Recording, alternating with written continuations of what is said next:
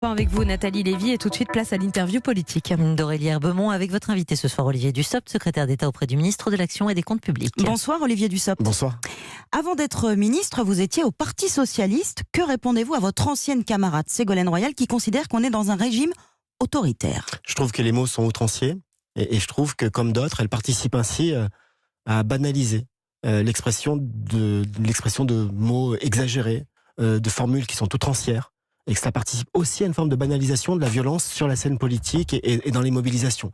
Je trouve ça, vous l'avez compris, assez irresponsable, et cela vient finalement confirmer le fait que lorsqu'on tient de tels propos, lorsqu'on tient de telles positions, on ne peut plus exercer de fonctions au nom du gouvernement français. D'accord, oui, donc vous justifiez effectivement son limogeage ce matin au Conseil des ministres. Quand on est ambassadeur, on porte la voix de l'État et la politique du gouvernement, et il y a un certain nombre de principes, dont celui de la loyauté et celui de l'engagement. Donc ça n'est pas compatible avec des propos politiques. Alors Ségolène Royal dénonce une réforme des retraites engagée de manière autocratique, le mot là aussi est fort. Et un autre de vos anciens camarades, Jean-Luc Mélenchon, il dit lui que la violence est du côté du pouvoir, il parle de comportement monarchique. J'imagine que là aussi vous êtes choqué par ces propos. C'est outrancier, et je le répète, je suis assez désespéré de voir un certain nombre de responsables politiques qui n'ont gardé l'expression que le mot politique et pas le mot responsabilité. Nous sommes dans une société qui se radicalise, où la violence se banalise, où il y a des comportements, des remises en cause de la légitimité démocratique et des institutions. Et lorsqu'on est un responsable politique, on a le devoir de veiller à cette concorde et à la sécurité. Je suis assez effaré de voir que, après des actes de violence contre des biens, violence contre des personnes, coupure de courant, ils sont très peu nombreux sur la scène politique, dans les partis dits de gouvernement, à exprimer leur condamnation. Il faut que le gouvernement le fasse, nous le faisons, la majorité le fait. Parfois, nous nous sentons un peu seuls à condamner ce type de violence. Vous considérez effectivement qu'ils attisent la violence il la banalise en tout cas, et il la désinhibe. Il y avait une nouvelle journée de mobilisation aujourd'hui contre la réforme des retraites, avec un peu plus de monde que la dernière fois. 249 000 personnes dans les rues aujourd'hui selon la police, 1,3 million selon la CGT. Il y aura une nouvelle journée d'action mercredi prochain. Ce rebond vous inquiète? Non, nous sommes toujours sur une mobilisation qui doit être entendue, à laquelle nous faisons attention, mais qui reste sur des mouvements relativement bas. Il y a d'autres indicateurs. Basse, d'accord. Il y a d'autres indicateurs. Je pense notamment au taux de grève dans la fonction publique, qui aujourd'hui est très légèrement supérieur à 4%, à comparer avec les 26% du 5 décembre. Et c'est une baisse continue de cette mobilisation. Ça ne signifie pas qu'il faut crier victoire. Il faut continuer à entendre un certain nombre de messages, d'apporter des réponses.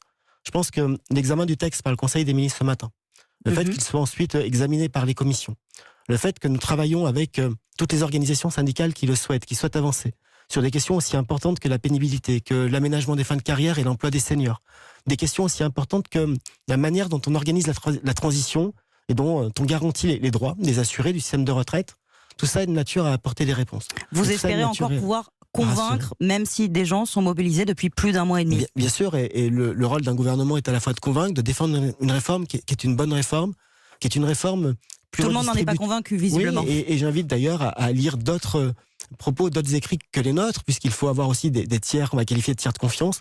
Il y a un certain nombre d'études qui sortent actuellement et qui expliquent que cette réforme sera plus redistributrice, qu'elle sera plus solidaire. Nous ne sommes pas seuls à le dire, la CFDT l'avait dit, et nous allons faire en sorte qu'avec ce système universel, il y ait de la lisibilité, il y ait de la durabilité, de la solidité du système, mais il y a aussi qu'il y ait plus de justice en faveur de ceux qui ont des carrières précaires ou hachées. Alors, vous vous occupez spécifiquement des fonctionnaires, Olivier Dussopt. Qu'est-ce qui va se passer? C'est une question très précise pour ceux qui sont nés entre 1975 et 2003 et qui auront donc une carrière à cheval entre le système actuel et le futur régime universel. Ils réclament, comme pour la SNCF et la RATP, ce qu'on appelle la clause à l'italienne, c'est-à-dire que leur pension soit calculée comme dans le système actuel sur les 6 derniers mois de salaire. Est-ce qu'ils vont obtenir gain de cause? Il y a plusieurs hypothèses de travail. Une première hypothèse consiste à faire une photographie de la carrière des agents publics au moment où ils changent le système, normalement le 31 décembre 2024. Et puis à additionner à la fin de leur carrière professionnelle cette première partie acquise et puis la partie ensuite cotisée dans le nouveau système. Le rapport de Jean-Paul Delevoye, et pardonnez-moi c'est un peu technique, avait proposé de faire une photographie décalée en tenant compte de 3 ans ou 6 ans supplémentaires en termes de projection pour tenir compte d'un éventuel, d'un très certain même avancement d'échelon, puisque la durée le délai pour avancer d'un échelon est de 3 ans. Il y a enfin une hypothèse que vous avez qualifiée de clause à l'italienne, En termes techniques, on parle d'affiliation, de régime d'affiliation successive, qui D'accord. consiste à là aussi geler les droits au 31 décembre 2024. Mais lorsque l'agent liquidera ses droits à la retraite lors de son départ à la retraite, de faire une projection pour voir comment ces droits auront évolué. Et ils ont peur C'est d'y resté dans perdre l'ancien aujourd'hui, les système. fonctionnaires. Nous, notre engagement, c'est de faire en sorte que les droits acquis soient parfaitement conservés et soient parfaitement garantis. Donc aujourd'hui, nous travaillons. C'est un scénario que vous Sur ces étudiez en tout hypothèses, cas. Nous l'étudions et j'ai noté que l'intégralité des organisations syndicales, et je le répète, celles qui acceptent de participer aux discussions et d'être constructives pour La garantir le droit CFDT des et agents. l'UNSA, Pas notamment, seulement. disent, elles comptent sur vous pour.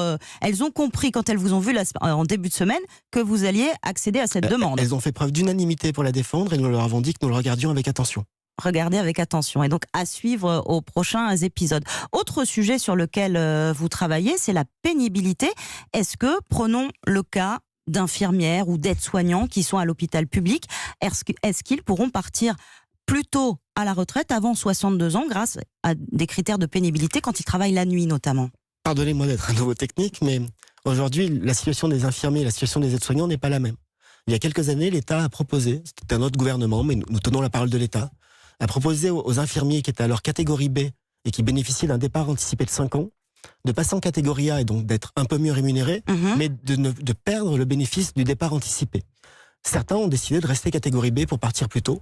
Nous leur garantissons ce droit, quelle que soit leur année de naissance. Les aides-soignants de l'hôpital public sont dans une situation différente, puisqu'il s'agit de ce qu'on appelle une catégorie active, avec un départ anticipé. Et actuellement, Agnès Buzyn travaille avec leurs représentants, les employeurs hospitaliers, pour voir comment tenir compte des difficultés inhérentes au métier d'aide-soignant. Il y a des manipulations de patients, il y a donc des poids relativement lourds à déplacer. Ça n'est pas faire offense aux patients de dire ça, mais c'est leur quotidien.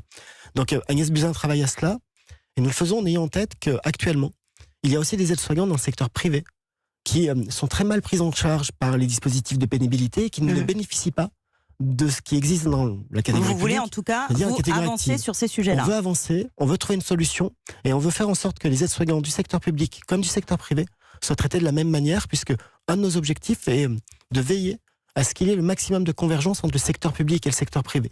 Vous avez évoqué le travail de nuit. Aujourd'hui, il y a des agents publics qui ne sont pas reconnus comme catégorie active, parce que la catégorie active, ça s'applique à un corps, un cadre d'emploi, c'est très administratif, qui sont veilleurs de nuit dans des services de l'État, des préfectures, qui n'ont aucune prise en charge de leur pénibilité. Demain, avec ce que nous mettons en place, ils bénéficieront des dispositifs du compte de prévention. Eh bien, merci beaucoup, Merci. Olivier Dussopt, d'avoir été mon invité. Hélas, nous n'avons pas le temps de poursuivre plus longtemps. Ça sera pour une prochaine fois. Une prochaine fois.